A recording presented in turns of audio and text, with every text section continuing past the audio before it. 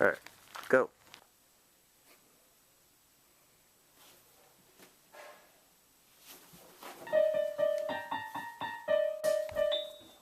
Je base à toi.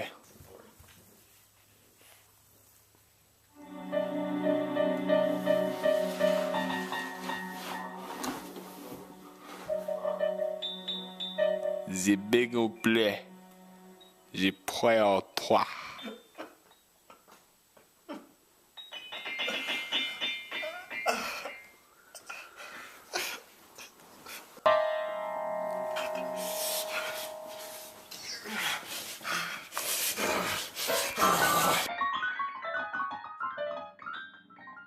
So about Chemise à Toi is like I said, it was really going through a hard time in my life right then, and at the same time I was kind of learning about Alexandrian Laban, chi-centering breathing, trifocal body-mind biocentric exercisation of modulating centers. And so that really went into that a lot. Oh, that's Kantian style. I mean, I do. It does have large French influences, as the title might suggest, but it's largely that. Largely that. Oh, here is the pond. Sometimes I like to commune with the fish a little bit. I'll stick my face into the water and say a few words, a few things I want them to hear. You know, maybe I'll know about the weather, and you know, sometimes like there's a storm coming, so I'll warn them about that. You know, I really try to take care of this place and help them out, and you know, sometime, you know, when they can feel an earthquake coming, maybe they'll let me know in some subliminal, you know, psychic kind of telepathic, you know, kinesthetic way. Maybe they'll inform me. I think. So I'm looking at a picture, me and my dad and Dweez, but I'm mostly focusing on me and my dad right now, because I mean he's a great influence on my life, and I'm not sure in a positive or negative way really, but it all started. This picture is when everything was good. You see, you know, there's a light in this, but It all started in first grade, shortly after this was taken, when it was my first major role as the first little pig, and he couldn't understand why I built my house out of hay. He never could, and we've had a lot of discussions about it, but he never really got it, and things sort of fell apart really after that whole deal, and you know, now with the court case and everything, it's really hard trying to deal with that now. So I've just been I mean trying to cope with that lately.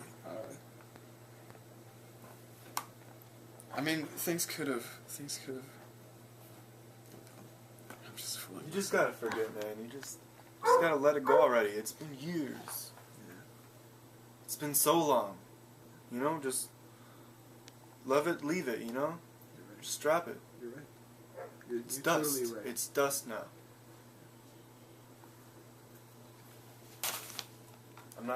I'm putting that picture away.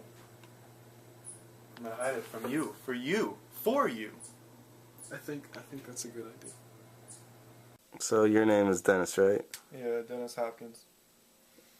So how's it living with Taylor Brown? I don't know, it's kind of interesting. Like I met him at school, you know, we're both actors, we're both kind of fresh. And I mean, I saw a lot of talent in him, and kind of like an intensity that I didn't see with everyone else, and I said, I don't know, we just kind of hung out, we played frisbee golf on the weekends, and he was just like, hey, you want to get a room with me? And I was like, yeah, like a house room? And he's like, yeah, I mean, that's what we're looking for. So, I mean, here we are. Yeah, Dennis made this for me. I think it's really nice of him. He's really caring.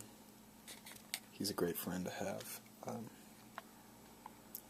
I'm really glad be able to share my life with him. So, what is your artistic vision for this Louis Armstrong film? Well, you know, obviously, Louis Armstrong is African American. We all know that. Taylor Brown, ironically, is not. And, you know, I saw, you know, I'm Not There, the Bob Dylan biopic, and you see Cate Blanchett as a woman, you know, getting into that role. And, you know, it was a terrible movie, but when it came down to it, you get these conflicting things, that juxtaposition of sexuality. I'm wondering, you know, am I listening to music? Am I aroused by Bob Dylan now? And that's the kind of struggle I want to give to my viewers, you know.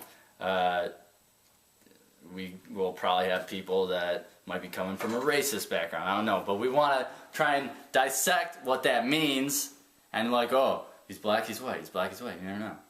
The actor, it's one layer, and yeah. I think layers, I've always in my movies it's about layers.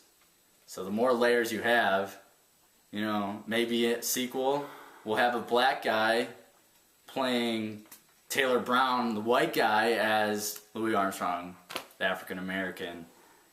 It can go on forever. It's very layered, and I think it's also interesting because Louis Armstrong he reached out to white audiences as well. So exactly. That's a layer. And we want to comment on that. It's just a part of the onion that is Satchmo Song. I'm about to walk into the house of Samuel Slackhammer. This is my moment.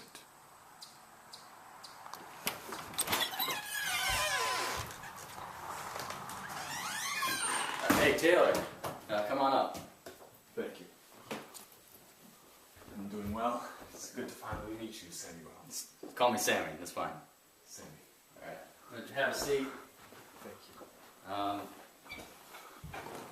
Well, we got good news. Good news for you. I think you're the guy. I think you're the guy. I mean, I know we don't have much of a background, but I can just go straight ahead and say that this is a big project. I've talked to my producer. We just got the green light. We're talking at least a couple hundo in budget. So, yeah. Alright, so here's the deal. It's going to be a biopic. You're leading. This is a heavy, dramatic role. It's going to be a tearjerker. I am currently working on a couple projects, so we're slated for somewhere next year. In that time, I'm going to need you to research this role heavily. Here's the script. It's not totally formalized, but yeah, there you go.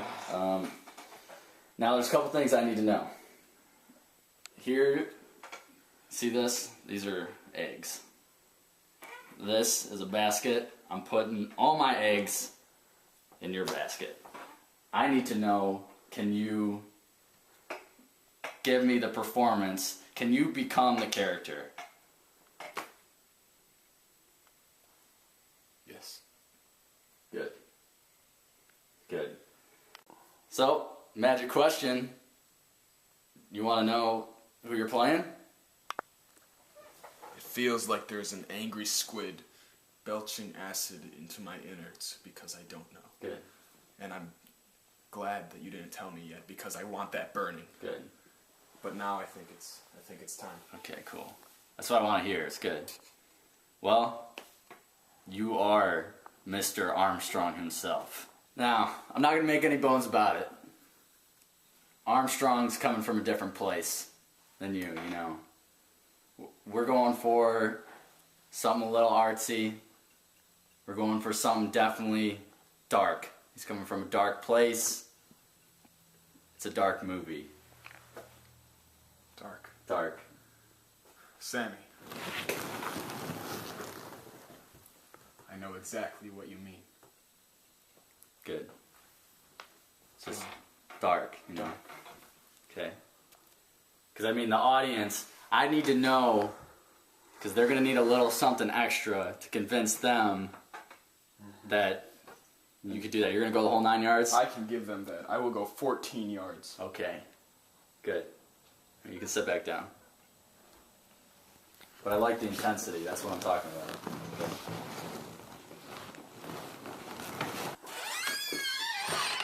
I got it. You got it? I got it. I'm Lance Armstrong. I'm Lance Armstrong, man. He's just, he's like a god to me. Really. I mean, he's one of the people who I really try to base my life off of is Lance Armstrong. And Sammy, God, Sammy, he's a genius. And, you know, don't take any meaning out of my not looking at the script right now. It's just, that's not my process, you know. The character's not in there, it's in here. You know, and I really believe that. So, yeah, I'm just really excited about this role. I've never had one like this before, but I know just how to approach it. I know just what to do.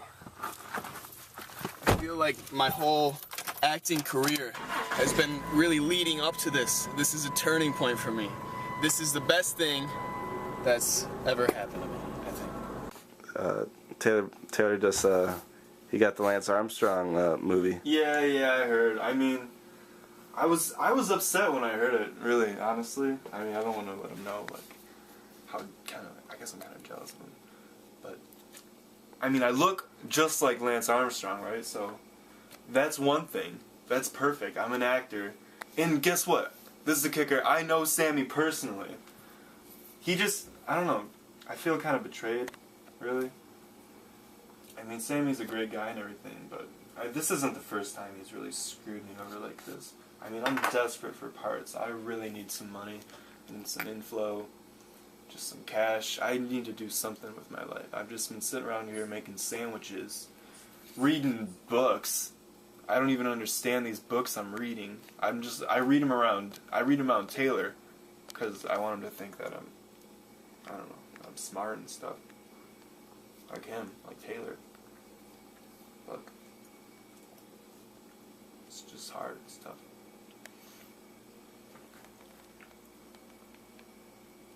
So today's gonna be my first day riding a bike, and Dennis is gonna help me out with that. It's I've actually never ridden a bike before in my life, and so I'm gonna have to learn to ride, of course, for Armstrong. I'm starting my year-long journey of cycling today, and so I just asked my niece if we could borrow her bike, and she said yeah. So we're gonna start small and work our way to the stuff that Armstrong would be cycling on.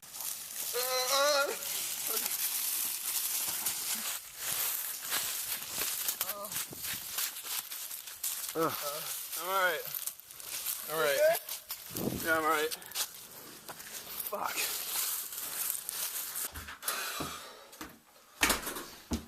Hey, Hey. It was a 70-mile trip, so I'm beat. I mean, it's all part of the process. ever get any injuries or anything? My first week out, I got hit by a car. And my method is really, I find the heart of a character, and I exploit that. I find the heart, you know, whatever that may be. Maybe the heart is, you know, it's generally some core aspect of their lives. So, I mean, just to use Lance as an example, his core aspect is cycling. And so I become a cyclist, and I become that core aspect, and that leads me to Lance, and I find that, and I exploit it, and I take it right out of his heart. I tear it out. I tear the cycling out of his heart, and I use that, and that's what I try to put in the movie. And really, you know, the way that happens is I tear it out of his heart, and I put it in my heart, and then my heart shows in the movie. And so really he becomes part of me for a long time. I see trees of green, red roses too. I see them bloom